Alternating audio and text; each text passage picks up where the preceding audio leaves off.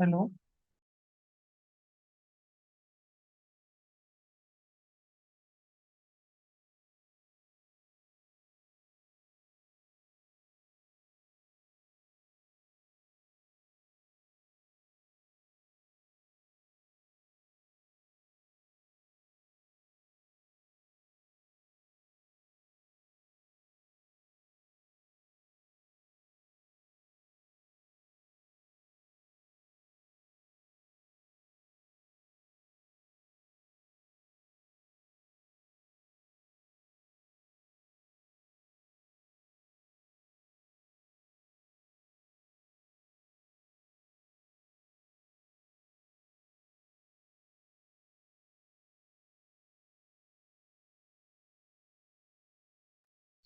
Hello, all. Welcome to today's extraordinary session on how to crack the top 100 universities, your roadmap to MS, MBA, and PhD abroad. So, before proceeding further, I just wanted to check whether I'm audible to you guys. If yes, please drop a yes message in the chat box so we can proceed further.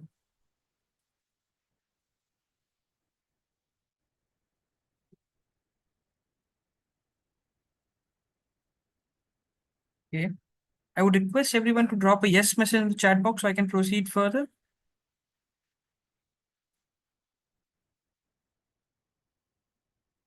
Oh, great. Arnold says yes. Here we go. Yes. So before we get started, I just wanted to give what is Galvanize and what we do. Galvanize is an end-to-end personalized solution, provides personalized solution for students and working professionals who are aspiring to pursue a global degree abroad. Right from your profile building to test preparation and admission counseling, Galvanize is present at your back from the start till the end. The team is managed and founded by alumni of Stanford, IIT Madras, and IIM Ahmedabad. Meet the team. So if you see each and everyone have studied abroad or have a global degree. So we have Ram Srinivasan, who has completed MBA from IIM Ahmedabad. We have Pavitra Srinivasan, who has completed her master's from Stanford University. We have Sriram, who is a co-founder and chief architect, has also completed his BTech in Madras. Apart from that, we have Rohini, who is a product analyst, and Jayanthy Ramakrishnan, who heads the servicing and who will be your go-to person for the day. Apart from that, we have Uttara Rajashekar, who leads the editorial team. Like each and every essay you write will be evaluated by Uttara before sending it to the university. Students from 65 plus countries and 400 plus Indian cities have chosen Galvanize for the study abroad dream. We have helped students to get accepted to thousands university across 18 plus countries. And here are the list of top universities where our students are studying currently.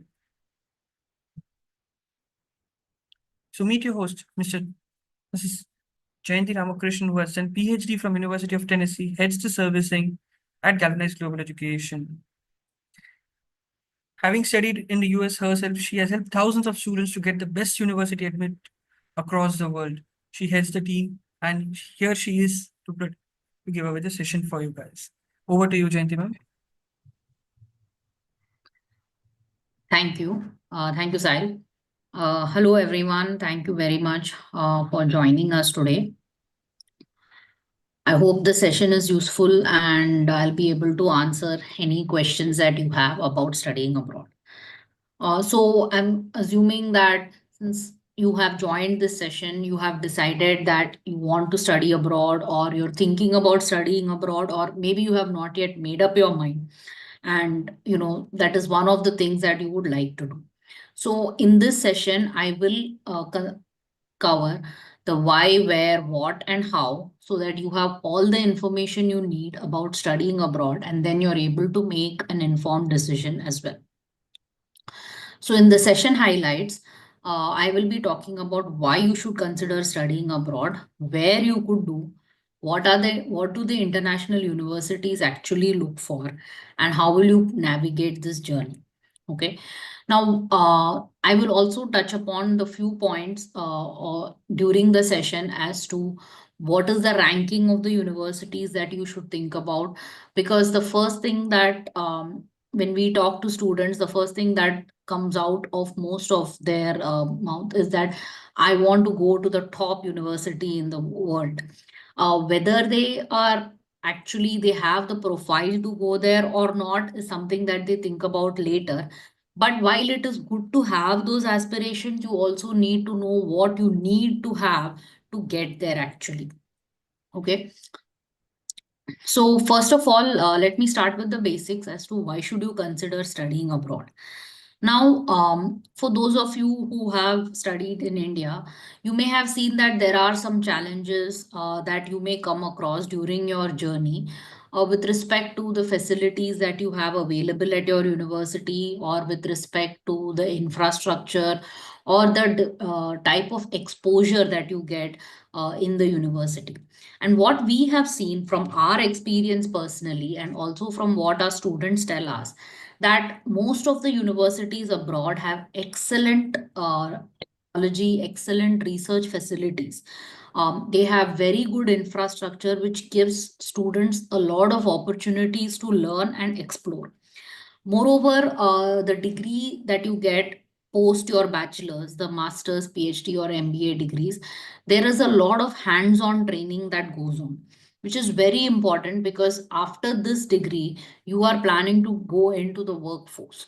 So, having this hands on training is very, very important.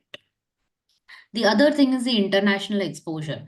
Because you are in a different environment, because you are in an academic environment where there are professors and people who work there are from different countries, you get a lot of international exposure. You get to work with people from different backgrounds. You get to work with people from different countries. So, which also not only helps you grow professionally, but it also causes a lot of personal growth. So, in that sense, the international exposure is very important. Now, when you start attending things like conferences, when you start publishing papers and so on, you will also be working and interacting with the experts in your field. So, that kind of exposure is difficult for you to get if you don't have that kind of research backing from the university that you're studying. So that is why it is important to have that kind of exposure. Obviously, when you get a degree from a good university, you have excellent job opportunities, and that then obviously comes out with better return of investment, thereby getting you getting good jobs with very good attractive compensation packages. So these are some of the perks of studying abroad.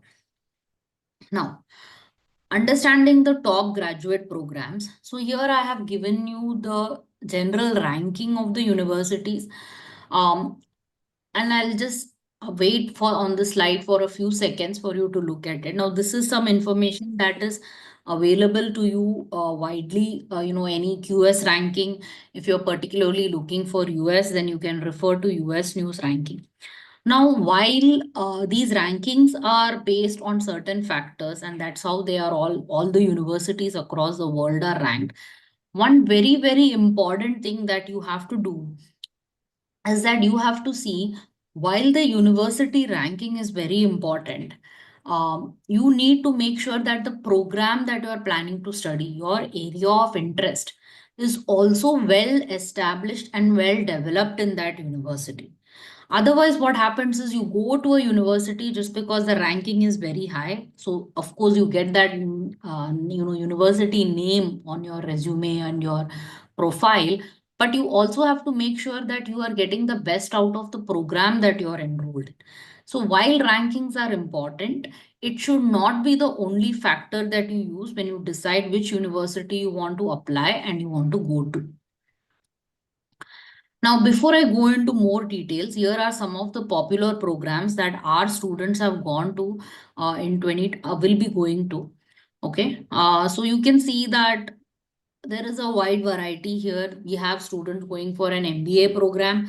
We have the engineering fields are always popular. Public health has gained a lot of importance in the last few years. AI, of course, is a booming field now. Everybody wants to do something related to AI. So that has become a very competitive field in the last couple of years. So again, based on your interest, based on your background, you can choose your program of interest. Some of the top graduate programs that we have sent our students to, I've listed them over here. And you can see that I have some business schools, I have some engineering schools.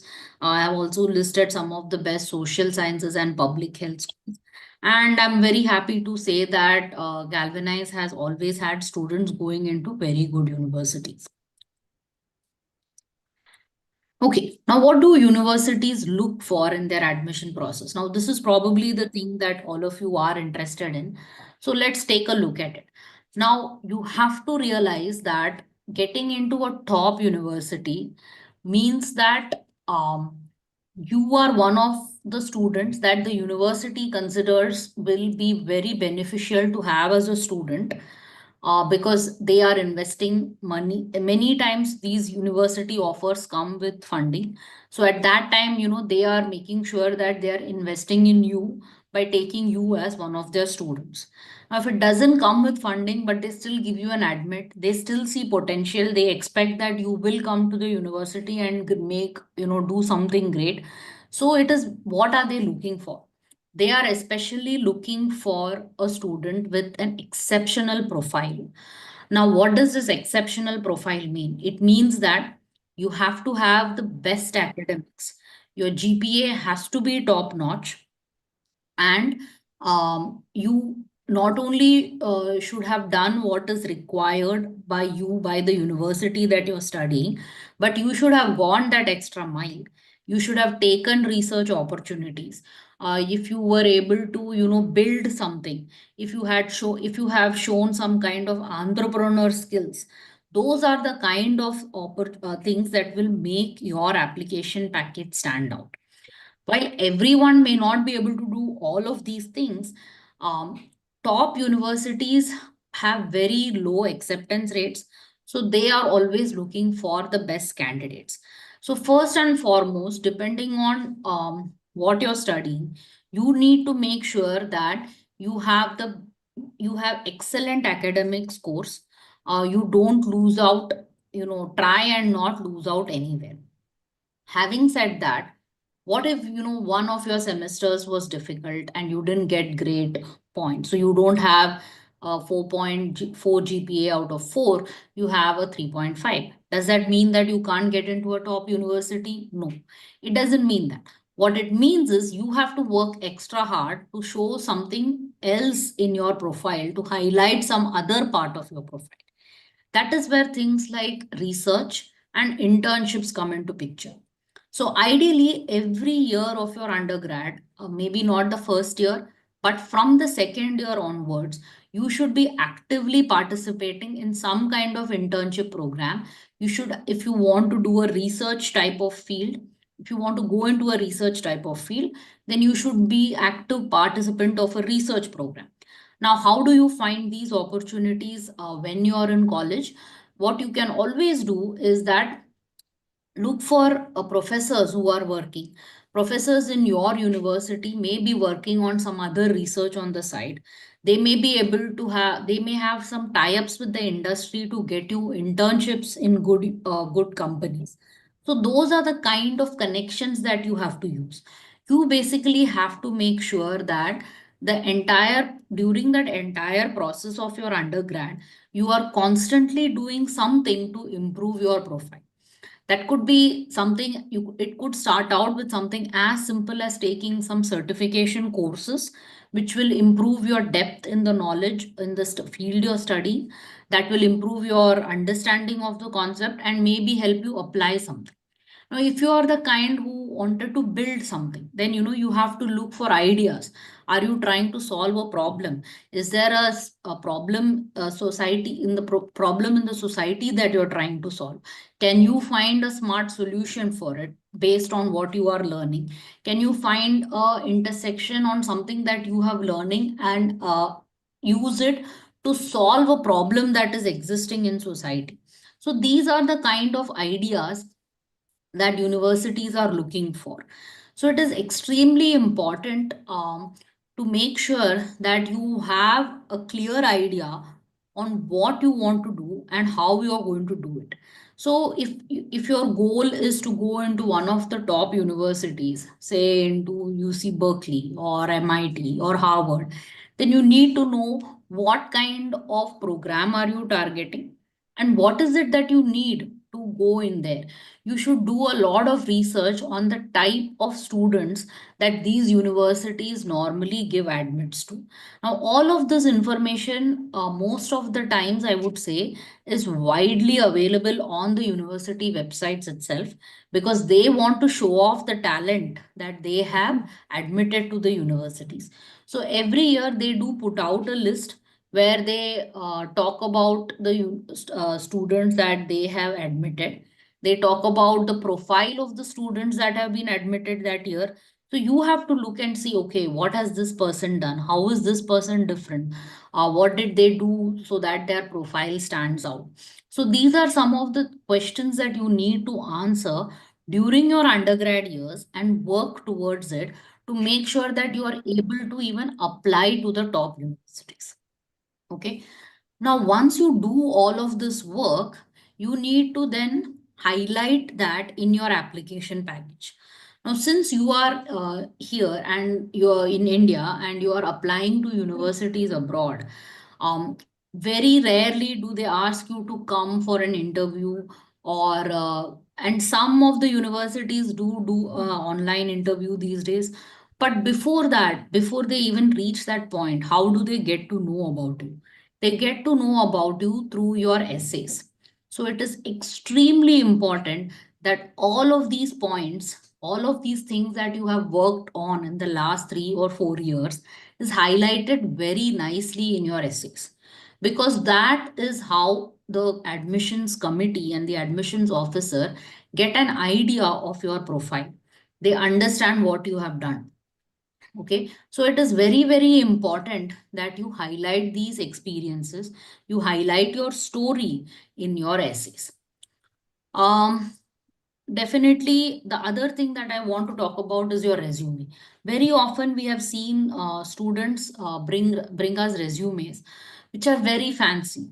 You know, lot of tables, colors, and photos, and those kind of things. All of that is not needed because it's an academic resume. You are submitting to a admissions committee who wants to know the candidate. They don't want to see your skills in making the resume. So it's very important that you keep the resume simple and you highlight the points, you highlight the parts of your profile. One thing that we notice these days that students are doing is that they have very active LinkedIn profiles, wherein they highlight whatever they have done, where then they post whatever they have done on a regular basis. So that kind of helps the admission committee also to see your work in action. Okay, so that is also very important. So if you're the kind of person who is doing a lot of research, then it is always good to post updates about your research in the LinkedIn community, because that is where you will get many like-minded people. You will also get ideas. You may get somebody who likes your profile, and that will help you. So let's continue. So what I was saying is it's very important that you are able to highlight your profile very nicely through your essays, your resume, and so on. Now, letters of recommendation are also very important. Why is it important? Because while you may write everything about yourself in the essays, you may highlight your achievements in the resume and so on. The letters of recommendation is where somebody vouches for you. Somebody who has worked with you, somebody who has observed you, somebody who has supervised you is actually writing about you as to why you are a worthy candidate to be a part of that university. So it is very important that you get letters of recommendation who can, where you know that people will be able to say that this student is a good candidate, this student has done the following things, and this student, we have observed them doing these things and we have seen their excellent results. So it is very important that you get letters of recommendation from people who actually know you. Now these have to be professional recommenders. It can't be your friend's parent or things like that. It has to be a professional recommendation, so please keep that in mind. So these are the general factors that influence the admission decision. So you want to make sure that you put in enough effort into each of these factors. I didn't talk specifically about the standardized tests. I'll talk about that as well. Now, what standardized test, GRE, for example, is very popularly used by the universities in the US. And some other countries use the GRE as one of the factors, but many times it is not a requirement. Even in the US, it has become optional since the pandemic. Okay. So, what you want to do is you want to take the GRE, especially if you are targeting top universities, and you want to get a score as high as possible. If you're, for example, if you're targeting an engineering field, you definitely should have 170 out of 170 in quant, or a very close to the 100%. Okay, because those skills then are shown to the admissions committee. Now, what the GRE can also do for you is that, if, for example, you don't have a perfect GPA, you have a slightly lower GPA, then the GRE can be used as something to boost your profile. So that is why we always recommend to students, based on their profile and based on the universities that they are targeting, that they take the GRE, even if the university says that it is optional or if it is just recommended. Okay. Now, moving on. How do we navigate this journey? So let's talk about that. So first thing I want to talk about is the timeline. Now, if you are targeting, say, May of next year, sorry, August of next year, then you want to make sure that ideally you start your process at least 1.5 to 2 years before. Now, why is that? Because you want to make sure that you have enough time for profile building. So, for example, if you are in a 4-year undergrad course, then in the first year, you're still, trying to get used to it. You have new subjects, so you may not find a lot of time to do anything else. But from the summer of first year, you can start looking into internships and small research programs, or at least certification courses, which will help you move ahead. Then, once you are done with your profile, once you have started, now the profile building is an ongoing process. It doesn't end with just 1 year. You have to continuously work on it throughout the 4 years. Now, you can also start your GRE in your second year of your undergrad, because at that time, you may not have a big load in the university. You are still learning some basic subjects. Secondly, the GRE is not a exam that requires anything from your syllabus, your academic syllabus. It is basically a test of English and math. So you don't need, it is not connected to what you're studying at the university. So finishing it off in the second year itself is great, because then you have all the time in the world to do other things to build your profile. The GRE is valid for 5 years. So the ideal time to take the GRE is in the second or early third year. The English language test, TOEFL or IELTS, either one is okay. Nowadays, universities are even accepting Duolingo, PTE, and so on. Now, these tests are valid only for 2 years.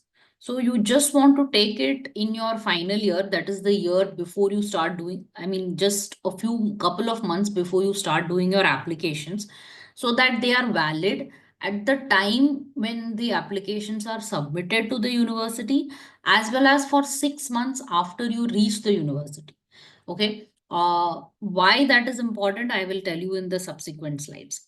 Your SOPs and LORs, your essays. You need a good 2 months time to work on those. So if your deadlines are in the month of November, you need to be start working on them in the month of August, September itself, so that it's an iterative process.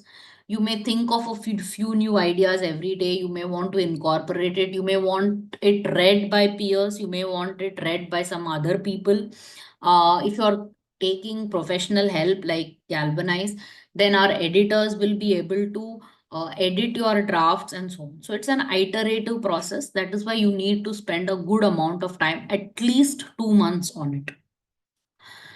Just before the deadlines, you shouldn't wait until the deadlines to apply. You should apply well ahead of time. Okay. So for example, if the application deadline is November 15th, you should target to have finished the applications by October 31st. Okay. So that way you're not waiting till the end. If something goes wrong, if your letters of recommendations are not submitted on time, all of those things are then taken care of by that buffer of 15 to 20 days that you have in between. Now, I want to also explain one more thing. For example, if you're targeting Germany, okay, Germany, what happens is the top universities are generally the public universities, and they're extremely competitive. Some of the private universities are also the top universities. Don't get me wrong there, but all the universities are extremely competitive because they do not accept a whole lot of students. So while they may have deadlines left, once the program space is filled up, they don't accept any more applications. So again, if you're applying for Germany, if you're targeting for Germany, it is extremely important that you start the application even before you start the US applications. Now, another reason why you want to do that is Germany has a number of certificates that you need to get before you even submit the application. And at times, the applications are not submitted directly to the university. They go through via a portal called as UniAssist, wherein you submit all the documents to UniAssist. They assess your documents, they see if you have submitted everything, and then they forward your application to the respective universities. That process itself is known to take 4 to 6 weeks. So imagine if your deadline is December 1st and you have sent it to UniAssist on November 1st, and UniAssist take 4 to 6 weeks to complete that assessment and then send it to the university. There is a good chance that your application is going to reach the university only after the deadline has passed. So you really don't want to take that chance. So that is why it is extremely important that your entire study abroad application process is not a last minute thing. It is something that you have thought through, you have made a plan, you need to have a timeline. And in that timeline, you need to have a buffer of about 10 to 15 days so that if things go wrong, you are not struggling to get them done. Now, once you submit your applications, normally the decisions take about 1 to 2 months. What we have observed is certain universities give admits right away. So as and when they get good applications, good profile students, especially with the top universities, they don't want to wait until they have got all their applications. The reason being that even the universities know that students these days apply to multiple universities. So if the top university really likes your profile, then they want to make sure that you come there. So they may give out an admission right away if they really like your profile to make sure that you are locked in with them. Okay. Most of the universities you do doesn't mean that if you get an admit you have to go there. It's just that they have if they really like the profile, they then give you a deadline saying that by this day you need to confirm that you're going to accept this admit. So the earlier you apply, the earlier you will get your decisions. That way then you will also have the option of looking at what all admits you have and then deciding where you want to go. So, like I've said a few times in during this slide, early admission is the key here. All the top universities will have two sets of deadlines, a priority deadline and a regular deadline. This is especially true in the US. A priority deadline is a deadline where they expect that their most competitive profiles will come in, because these are the students who are keen on attending that university. So they know that these students will submit the application as soon as possible. The advantage for you in submitting an application by the priority deadline is that it improves your chances of getting a scholarship as well. So if the university really likes you, if they really like your profile, most of the times when they give you an admission, they will also give you some kind of assistantship. So it is always recommended that you apply via, if a university has a priority and a regular deadline, you apply by the priority deadline. Okay. I also have a fall 2027 deadline timeline over here, very similar to the 2026 one. So again, if you're targeting fall 2027, then now is the time for you to, enroll or decide that you're going to do it by yourself. Then this is the timeline that you have to stick to. So you can take a screenshot of this, or the video will be available later as well. But try and stick to this deadline as closely as possible, this timeline as closely as possible. Okay, now let's look at the process of the application. So a step-by-step process, test preparation. So this you should start, especially if you're writing the GRE, you need to start it as early as possible because GRE itself requires some prep. While it is not connected to the syllabus of your undergrad, it still is some extra work that you have to do because especially in the verbal part, we have seen that students are not used to that type of questions. While their English may be good, they may not be used to these kind of questions, answering these kind of questions or this kind of thought process. So that is why it is extremely important that you start the preparation early. Once you have your test scores, once you have your academic GPA, you then can make a choice on what are the universities that you can look at. Now, the university shortlisting process, you have to look at a few factors. Ideally, rank should not be your primary criteria. Primary criteria should be your program of interest. You have to look at what program that you want to go. So, for example, if you are targeting the US and you are interested in cybersecurity, then Carnegie Mellon has an excellent cybersecurity program. So then you should go and look at what are the requirements for getting into a cybersecurity program there. What is the GPA they are requiring? What is the profile of the students that they have enrolled in the last few years? All of this is given on the website. So you should go back and read those things because once you have some idea on what kind of university you want to go to and you make up a plan, then you can execute that plan. If you know that you need to have a certain GPA and you already have that, then it's important that you are able to maintain it. If you don't have that GPA, you need to go there. You need to see, okay, how can I improve my studies in my current course so that I can achieve that GPA? So these are some of the things. It will also give you an idea as to what type of internships you need to look for. Or if you're looking for a university which is more research based, for example, Purdue. In such universities, you can then look at, okay, I'm looking for a research based university. So I need to make sure that I have a good background in research. So for example, if you're looking for a master's program, but you know that after your master's program, you're not going to go into the workforce, you're going to go into a PhD program. Then you may want to say, okay, I'm going my ultimate goal is to do a PhD program. So why not, start the research early? So the actual research.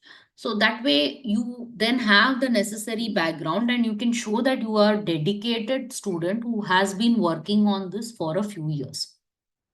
So these are some of the things that you should consider while doing university shortlisting. Once you have that, once you shortlist, you need to decide how many universities you're actually going to apply. Because every university that you're going to apply, you have to submit an application fee. So you want to make sure that you're able to afford that. Secondly, you need to know that what are the requirements. You can't just say I'm going to apply to 20 universities because that means you have to write at least 30 essays. Because every essay, while it has a general essay, okay, about what is your motivation and why you wanted to do this, there is also a university specific essay where you have to specifically talk about why you want to study in that university. So not only is it important that the university wants you, it is also important to show them that you have done the research and you have felt that this university will be a good match for your profile. So your university specific essays have to specifically talk about what you will contribute to the university, as well as why you think that university is good for you, as in what part of the university that you want to be included in. Is there a specific lab you want to work in? Is there a specific professor you want to work? So it is extremely important that all of this research goes down and it is done as part of your university specific essays. And that is when you can submit your application. So you need to have a realistic number of applications that you're going to submit because every application is going to come with its own set of requirements. Now, the top universities especially are known to ask for multiple essays. So they ask for a statement of purpose or a personal statement. They also ask for a scholarship essay. They also ask for a research statement if you are specifically looking for a research type of program. The other thing which has become very common now are the diversity essays. Now, every university abroad wants diversity in their student population. So they are looking to see how diverse is your background, or how is it going to help if you come to their university in increasing the diversity of their student population. So these are some of the factors that are required in an application. Now, parallelly, while you are doing the application process, I already talked about this, profile building starts early along with test preparation. Your university shortlisting then goes hand in hand with your essays and LORs. And finally, when all of that is done, you are ready to submit your application. Okay. Now, what is this profile building that I have been talking about? While I've given you all the details already, let me talk a little bit more about what it is.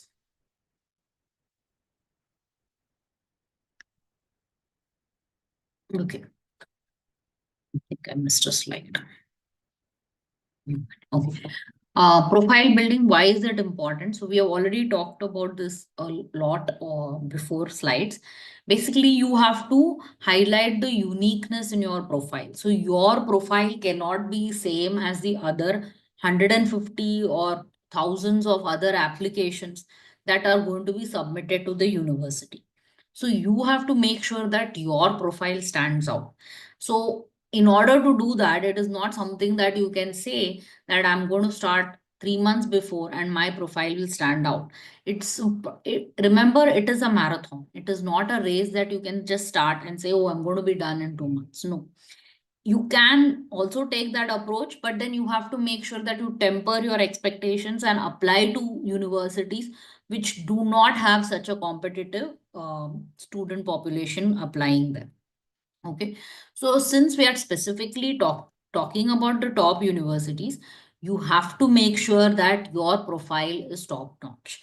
That is all that matters to get into top universities.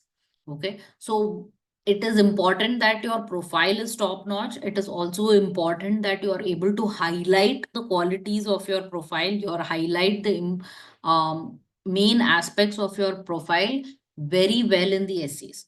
So in order to do that, you have to make sure that you are passionate about the field that you're working in or you want to work in.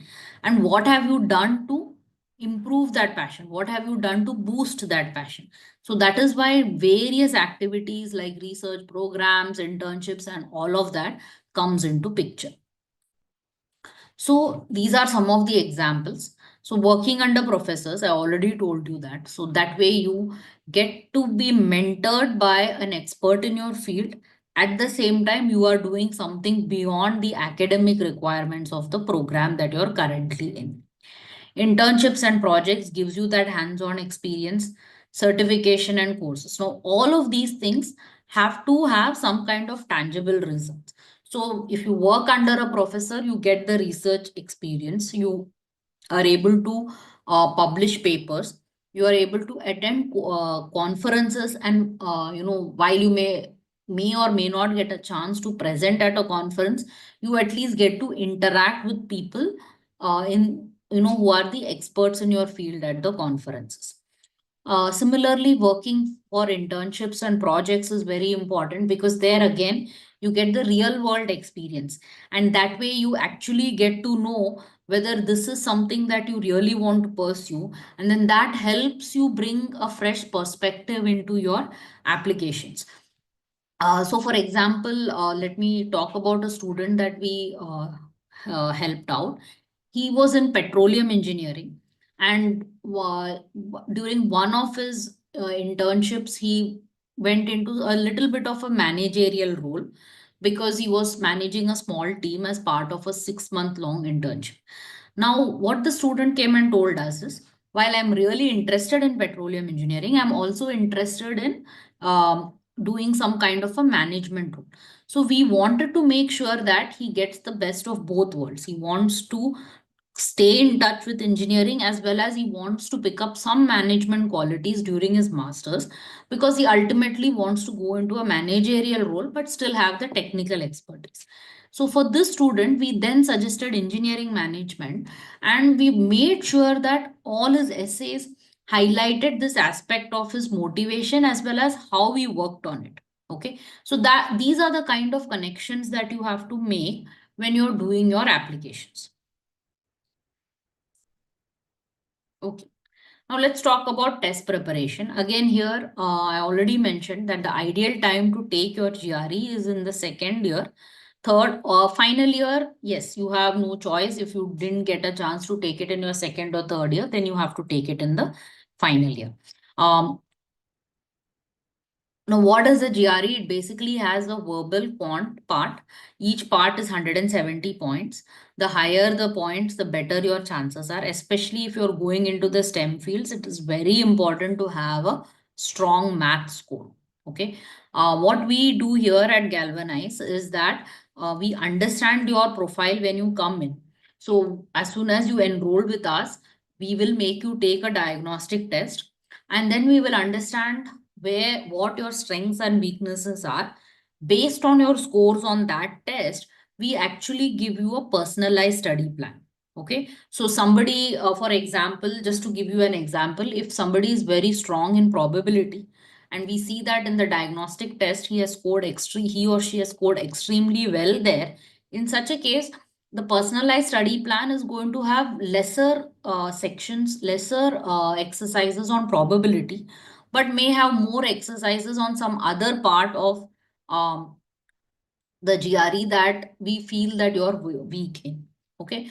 We also have a lot of mock tests, which we then have it, interspersed between your study plan. So you don't complete the entire study plan and take the mock test. No, we make you take the mock test right in the middle itself, so that you also get an idea. Okay, is my score improving? If my score is not improving, then we also give you feedback on what you should do to improve your score. So these are the kind of things that is done in a personalized study plan. So here I have listed some of our top scorers. The TOEFL test pattern has reading, listening, speaking, and writing. And here are the number of questions. Each section is, weighted at 30 points. Now, it's very important, especially for top universities, you at least have a TOEFL score of 110. Now, while this not only shows that you have excellent English speaking skills and understanding skills, it gives them the confidence that you will be able to survive in the completely English speaking environment. Sometimes, actually not sometimes, very often the TOEFL score is also used to decide whether you should get a teaching assistantship or not. Okay, so if you have an excellent TOEFL score, you may not have to take any more English tests when you apply for a teaching assistantship at the university. Based on your TOEFL score, they may ask you to do a couple of practice courses and they may give you a teaching assistantship. So these are the kind of advantages of having an excellent score. Galvanize also has a partnership with ETS, which administers the TOEFL. So we will be able to give you some kind of, coupons when you register for the exam, which will reduce your cost of the exam. So these are some of our TOEFL top scorers. Look at their scores, excellent scores. Again, like the GRE, when you take the diagnostic test, we will make a personalized study plan for you, and that will help you complete the assessments on time, take the mock test on time, and you will be able to ace your TOEFL exam. The IELTS pattern is very similar to the TOEFL pattern. Again, you are tested on reading, speaking, listening, and writing. You are given bands of 0 to 9. The bare minimum IELTS score you need to have is a 6. But ideally, for top universities, you need to have 8.5. We have also had students who have got 9, so that is excellent. I have some students who have got an 8.5 here. Many universities require that you have an overall band of, say, a certain number, and you want to make sure that none of the individual sections are below a certain band. So those are the bare minimum requirements of an IELTS exam. Okay. University selection. So this also we talked about briefly. Basically, you look at the reputation of the university. You also look at the field of interest. Like I said, the field of interest is something that should come first. Then career opportunities. You want to make sure that for a university that you have picked and where you get an admit and finish your degree, what are the chances of getting a job? What are the companies that normally come there? Where you need to read up on the website where are the alumni of that university working. So these are the kind of research that you need to do before you decide which universities to shortlist. Cost is a big factor. Again, while top universities, everybody wants to go to the top universities, you may not get an assistantship even if you get an admit. Top universities are also very costly. So you need to know that you are able to pay that, whether you have the funds to pay for it, whether your family is going to support you, or you're going to take an educational loan. These are some of the factors that you have to think about when you're doing your shortlist. Okay. Funding options, I just talked about it. So are you going, how will you fund? Location. Now, this is a very personal choice. We have students who tell us, I don't want to go to cold climates. We have students who say, I want to go to a university where there are a lot of Indians. So these are some of the preferences that you have, and you need to see what is more important to you and accordingly decide when you want to shortlist your universities. Okay. Now let's come into the essay part of it.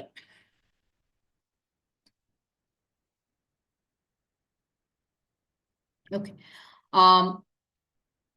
So first, let's talk about the resume. It has to be succinct. Now, you cannot give a huge resume. Nobody has the time to read pages and pages of resume because all the admissions committee get hundreds of applications. So they have hundreds of resumes to review. They have hundreds of essays to review. So you need to make sure that your resume is short and it highlights the main points. Okay. So you definitely should provide content that is truthful and relevant. Do not exaggerate aspects. Do not write things that you have not done. Okay.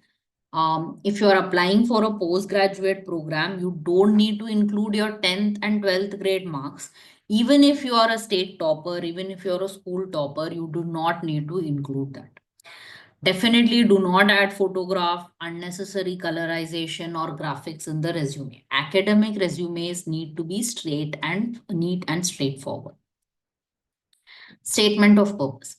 This is a very, very important document, and you have to make sure that you give it enough time and do justice in writing this SOP. It is your unique voice to the admissions committee. You have to introspect. You have to do a SWOT analysis. Okay? You have to talk about your strengths, weaknesses, how your weaknesses helped you overcome, how did you overcome your weaknesses, and what were the challenges that you faced because of your weaknesses, and how did you overcome it. Opportunities.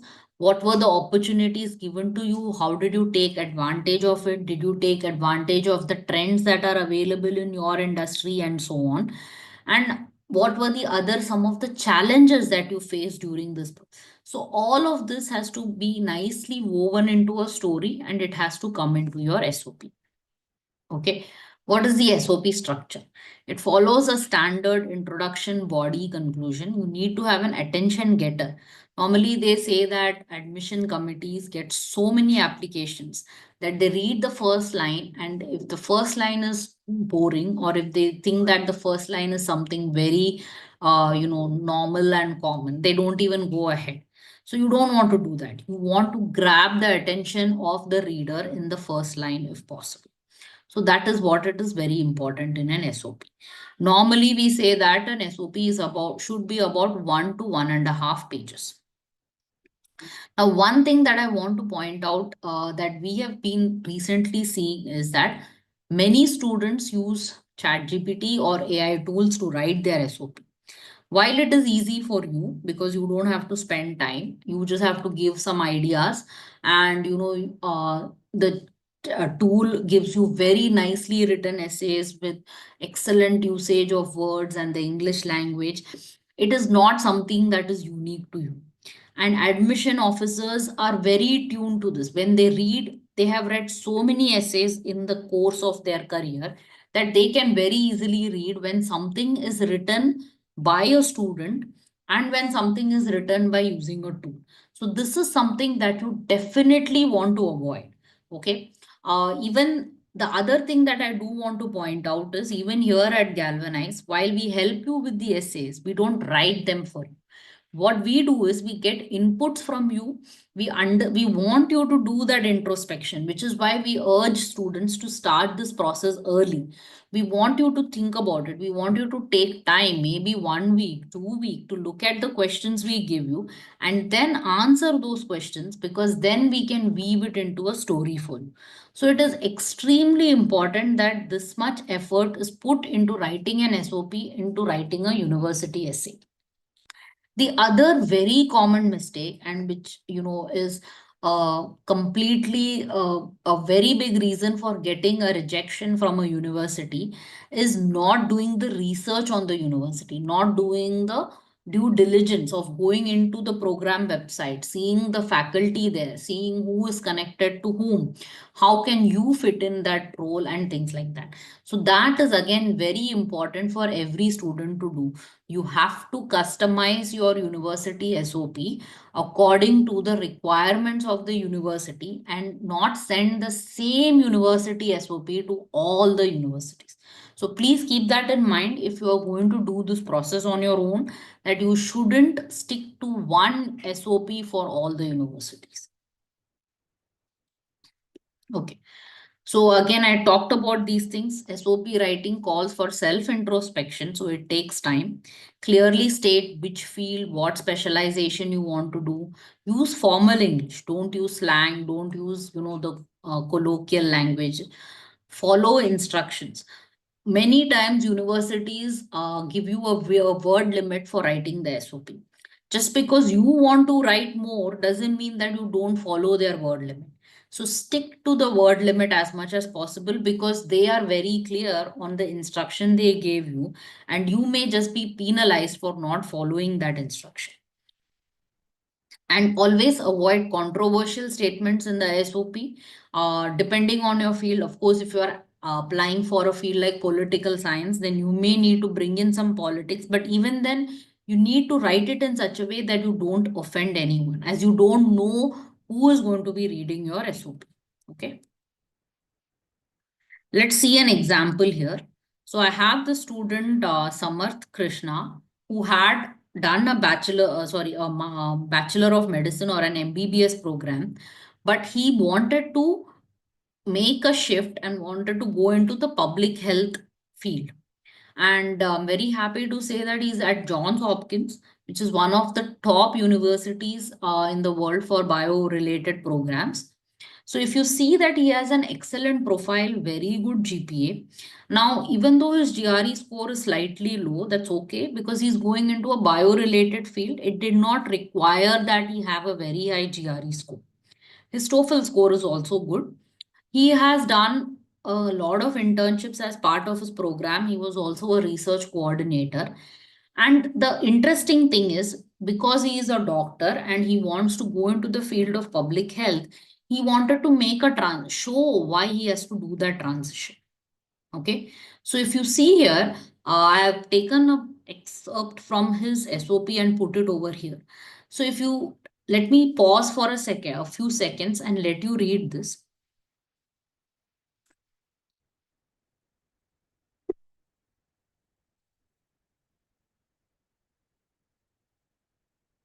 If you see that he has talked very nicely about what was his motivation, why did he decide that from practicing medicine, he is going to go into a public health field, because he really wanted to make sure that he during the course of his work he saw that how medicines are inaccessible to certain people, and he wanted to go into a field and work on it where he could make this accessible to everyone. So he has brought out the story very nicely at the beginning itself of his SOP, and that has made a nice transition onto why he decided to pursue a master's in public health. So this is the kind of motivation that you have to bring, a kind of attention getter that you need to get into the SOP. Okay, letters of recommendation. Here again, I talked about this quite a bit at the beginning. You can have a recommender who is a faculty or an employer. Details of the project worked under the recommender should be listed. Courses that you took under the professor can be listed. It follows a formal introduction, body, and conclusion format. Now, you don't want to use superlative adjectives because that doesn't make your letter of recommendation sound genuine at all. Things like saying my mind was blown away and things like that. These are not some things that are written, by professors and managers and so on. So make sure that it has very professional and formal English because it's a document that is being written by a professional. Okay. Okay, let's talk about scholarship and funding. Now, this is a very important part. All of you, are worried about how you will fund your education. Parents are worried about how they will fund the children's education and so on. Now, the common types of funding there are three types. The financial aid from the university. This is the best funding, obviously, because there is no burden on you. The third one is the personal or family funds. This is a very personal thing. If your family can support your education well and good, then you can go ahead and use that route. For people who both of these are not available, or you want to do a combination, you want to use some personal funds, but you want some other help to bridge that gap, that is where you go into educational loans. Okay. Now, fellowships are in the type of scholarships. I'm going to talk about the different types of scholarships that are offered by the universities. Now, fellowships, for example, they are merit-based scholarships which are awarded to students based on their academic excellence, profile, and research potential. Now, this is one of the best scholarships that you can get because the university is really happy with your profile. So they have given you an admit. And in addition to that, they've given you a scholarship, which means that you just need to go and attend classes over there, work on your thesis, work on your dissertation, and you don't have to do any extra work. They will pay you, in fact, they will give you a tuition waiver and they will give you a stipend every month. So this is the kind of fellowship that our founder got from Stanford University a few years ago, wherein she had finished her bachelor's here in India and she went for her master's in electrical engineering at Stanford University. The second best of type of fellowship that you can get from the university is the research assistantship. Now, what happens here is you take up a research position with the professor. So, in addition to taking courses, you also have to do research. Now, the reason why I told that this is the second best is because you have to take out time every day to do some research. At the same time, it's not a waste of your time because whatever you do in this research will go into your master's thesis. Okay. Or if you're a PhD student, then definitely all of this research will be counted as part of your dissertation. So while you have to work and do research to make sure that your funding is there, it's again not for work that is not going to be useful to you. So I have an example of one of her students who is pursuing her PhD in chemistry at Purdue University. Again, Purdue University is a very good university if you're looking for a research field. So definitely great option for her. And if you see her profile, very good profile. So in addition to getting a tuition waiver, she also got an assistantship of $26,000 per year, which is paid out every month of the year. So it's like a stipend. Now, teaching assistantship is the third best, wherein you have to do your classes. If you're looking for a thesis-based master's, you also have to work on your research.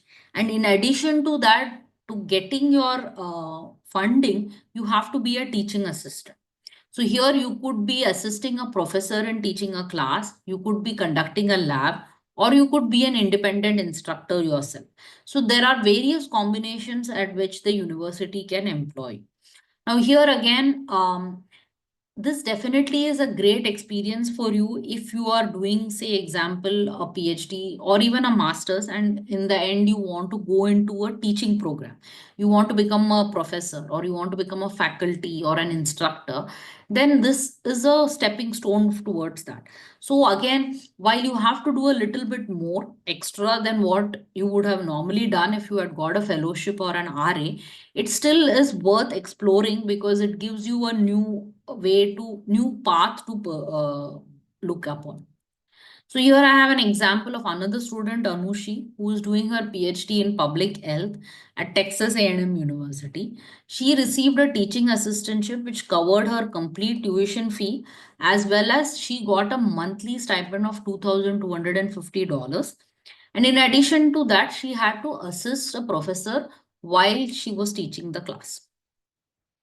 Okay. So again, a scholarship is entirely based on your profile.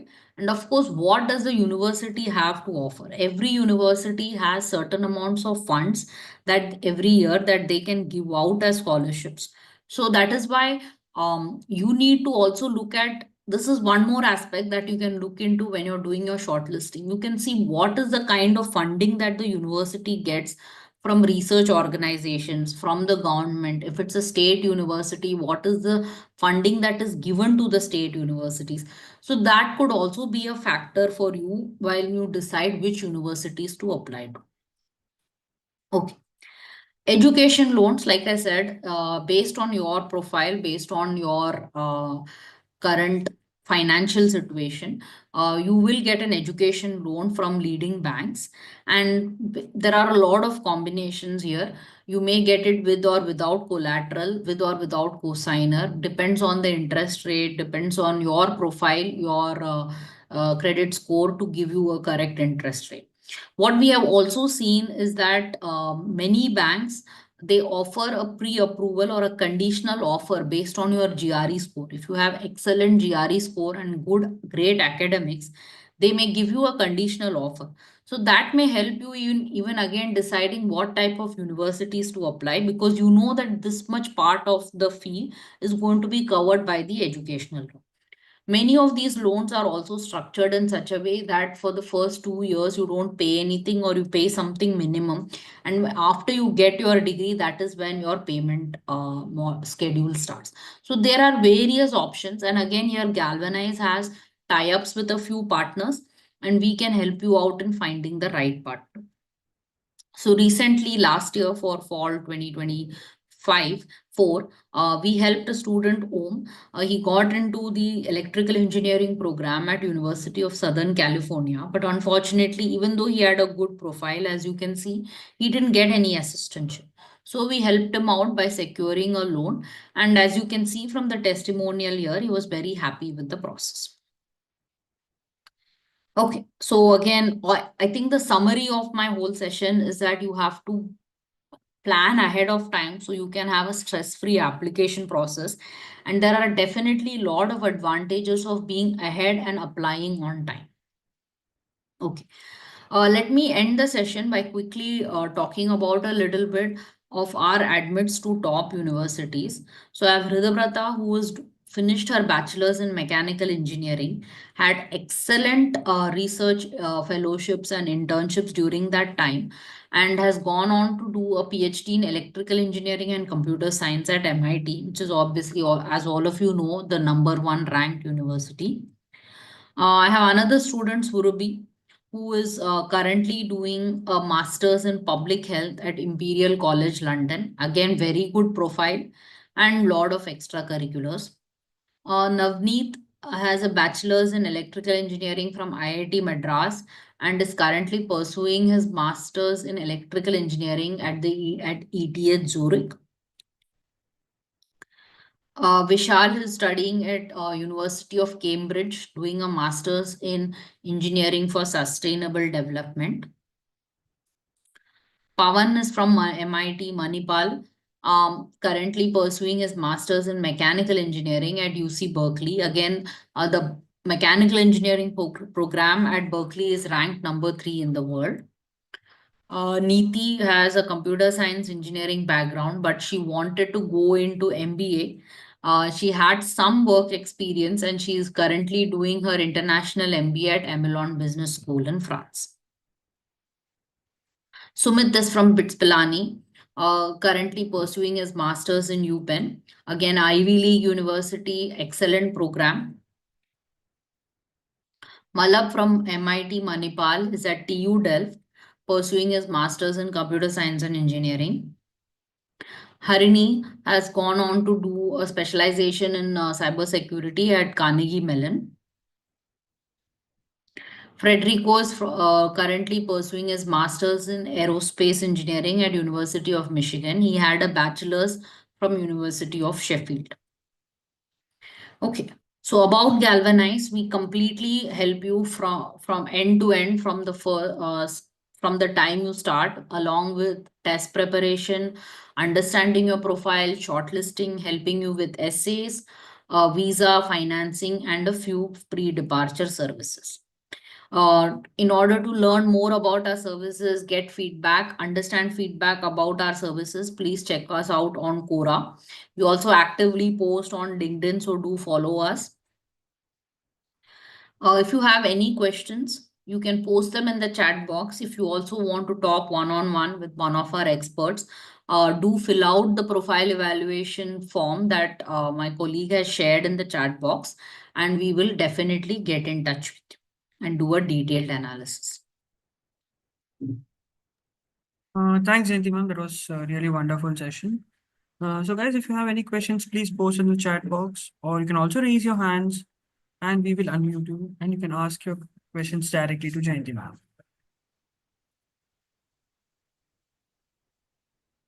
You can raise your hand or put the questions in the chat box. We are here to help you out.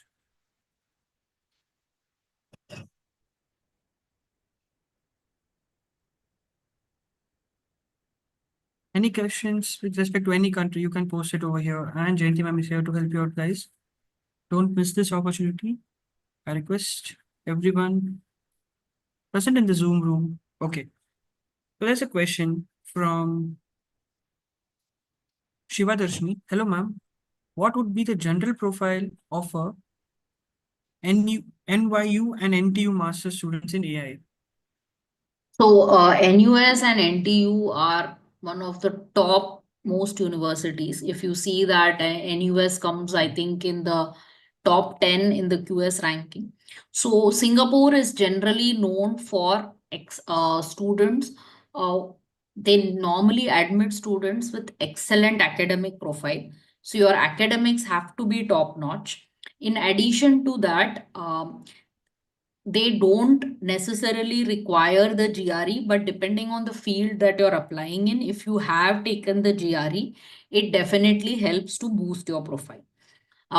Third thing is that AI is a very, very competitive field these days. As you can see in all the countries, it is one of the fields that most of the students want to apply. So you definitely want to make sure that you have done some hardcore research work. In AI, whether you do like a research work and do a publication out of it, or whether you actually get some hands-on experience working in it, one of those things should definitely be there in your profile to get into NUS and NT. Okay, I cannot specifically tell you that this is the percentage or this is the GPA you need to have, because it is a holistic profile. But generally what happens, Singapore is very, very strong. The students they admit are very, very strong on the academics that the students have. So in addition to academics, they also look at the research or the internship. So if you have these two things, then NUS and NTU is a good option. I hope that answers your question. Any other questions? I'm again sharing the profile evaluation link on the chat box, guys. You can use that and evaluate your profile. Get in touch with a top admissions expert and get your questions answered. So, yeah, I guess Jayanthy, that's it. There are no more questions. Okay, thank you very much. Thank you, guys. Thanks for joining in. Wonderful session by Jayanthy ma'am. Upcoming webinar on 14th, we have about Germany. So please do join the session also. Thank you. Thanks, Yuvadashwar.